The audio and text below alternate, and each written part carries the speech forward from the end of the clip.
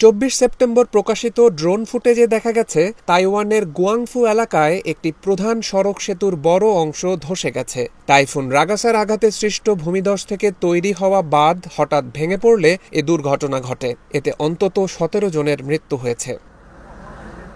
তাইওয়ানের পূর্বাঞ্চলের দুর্গম এলাকায় টানা ভারী বৃষ্টির কারণে ভূমিধস হয়ে প্রাকৃতিকভাবে ওই বাঁধের সৃষ্টি হয়েছে।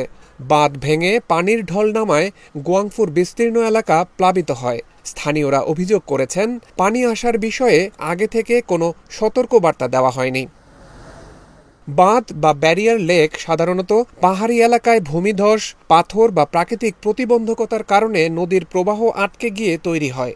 এগুলো ভেঙে গেলে ভয়াবহ বন্যা দেখা দেয়।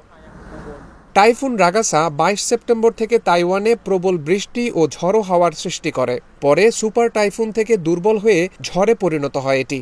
বর্তমানে ঝড়টি চীনের দক্ষিণাঞ্চল ও হংকং উপকূলের দিকে অগ্রসর হচ্ছে।